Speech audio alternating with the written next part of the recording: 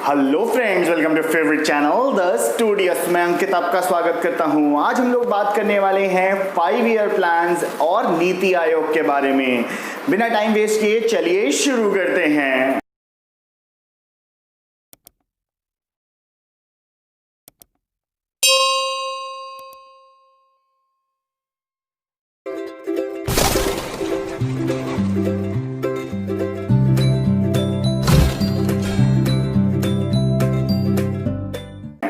आई button में मैंने previous videos का लिंक दे दिया है, जाकर उसे देख लीजिए। साथ ही साथ कॉमर्स और अकाउंट्स के वीडियो भी हमारे चैनल पे अवेलेबल हैं, उसे भी चेकआउट ज़रूर करिए।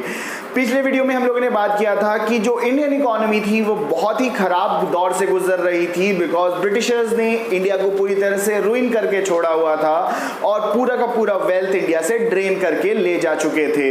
अब भारत की इकोनॉमी बहुत ही ज़्यादा बुरी स्थिति में थी और इसको सुधारने की ज़रूरत थी।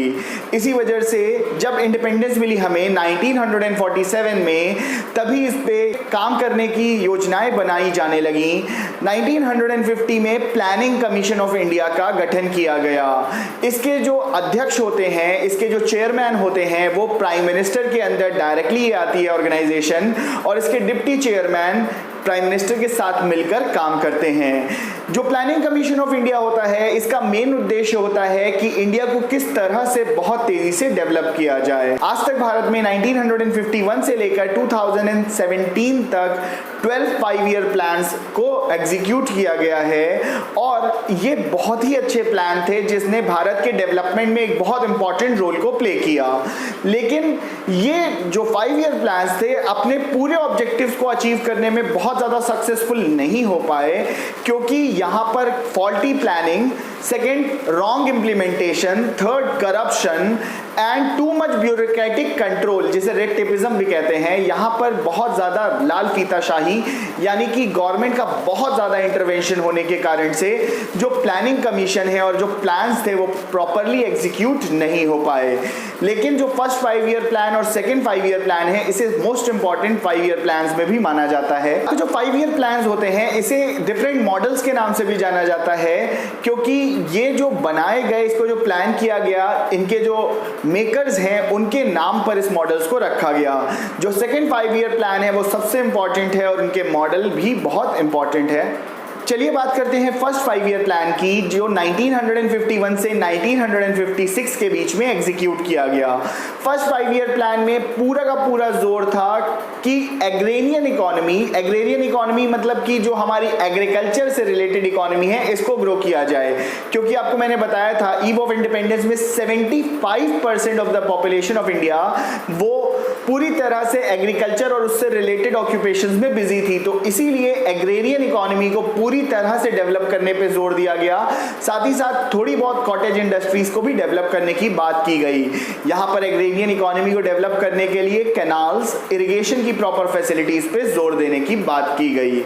अब बात करते हैं सेकेंड 5 ईयर प्लान की, जो बहुत ज़्यादा इंपॉर्टेंट है, क्योंकि यहाँ पर पहली बार इंडस्ट्रियल डेवलपमेंट पे भारत में जोर दिया गया।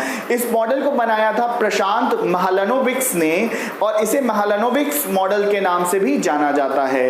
ये बहुत इंपॉर्टेंट है क्योंकि इस मॉडल में सबसे पहले बार बात की गई कि भारत को एक इंडस्ट्रियल नेशन की तरफ बढ़ना चाहिए और तेजी से इंडस्ट्रीज का ग्रोथ करना चाहिए, और यहाँ पर इंडस्ट्रीज डेवलपमेंट के लिए एक प्रॉपर रोल मॉडल को तैयार किया गया। थर्ड और फोर्थ 5 ईयर प्लान में इंडस्ट्रियल डेवलपमेंट पे ही जोर देते हुए एग्रेरियन इकोनॉमी को प्रमोट करना, साथ ही साथ रूरल इलेक्ट्रिफिकेशन, जहां पर आप लोग को विद्युतीकरण कहते हैं, साथ ही साथ अर्बनाइजेशन यानी कि शहरीकरण पे भी जोर दिया गया। 5 ईयर प्लान्स को बेसिकली हम लोग दो कैटेगरीज में डिवाइड कर सकते हैं। जो पहले 6 5 ईयर प्लान्स थे, इन पर पूरा का पूरा जोर केवल एग्रेरियन इकोनॉमी को बढ़ाने में और बेसिक इंडस्ट्रीज को डेवलप करने के लिए था। यहाँ पर पब्लिक सेक्टर एंटरप्राइजेस को बढ़ावा देना, यानी कि यहाँ पर प्राइवेट का कोई भी जिक्र नहीं था। यहाँ पर पूरी तरह से बात हो रही थी कि पब्लिक सेक्टर एंटरप्राइजेस को बढ़ाया जाए और सरकारी निवेश को बढ़ाया जाए। इसी वजह से ये जो प्लान्स थे, यहाँ पर ग्रोथ रेट बहुत अच्छी नहीं आ पाई, क्योंकि पूरी तरह से करप्शन और ब्यूरोक्रेटिक कंट्रोल होने के कारण से प्लान पूरी तरह से इंप्लीमेंट नहीं हुए।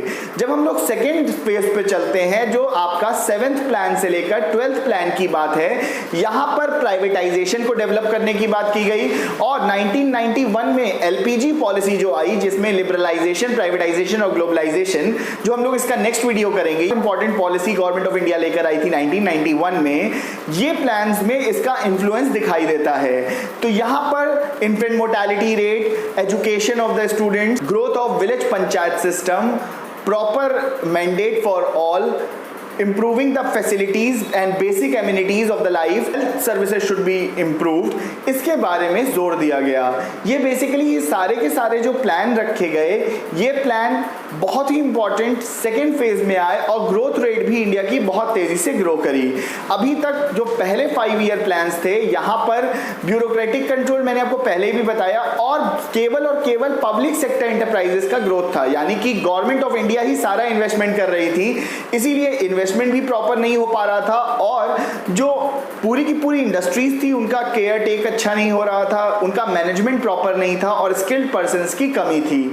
तो जो ग्रोथ थी भारत में वो उसी वजह से कम थी और इंडिया सफर कर रहा था और केवल एग्रेरियन इकोनॉमी बनकर रह गया। बाद में ग्रीन रेवोल्यूशन आया, जिसकी वजह से पूरी की पूरी एग्रेरियन इकोनॉमी की पिक्चर चेंज हुई। भारत जो एक इंपोर्टर था फूड क्रॉप्स का, अब वो धीरे धीरे एक्सपोर्टर बनने लगा ग्रीन रेवोल्यूशन के बाद से। साथ ही साथ ग्रीन रेवोल्यूशन में बहुत इंपॉर्टेंट मैन्योर्स, फर्टिलाइजर्स, साथ ही साथ tractors, harvesters, modern means of irrigation, जिसमें आपका canals as well as tubewells बहुत तेजी से फ्लरिश हुए। पंजाब, हरियाणा, ये 2 स्टेट्स बहुत ज्यादा इससे बेनिफिट हुए और ये ग्रीन रेवोल्यूशन बहुत ही इंपॉर्टेंट रोल प्ले किया इंडिया की इकोनॉमी को वापस एक ट्रैक में लाने के लिए। इसके बाद व्हाइट रेवोल्यूशन आया।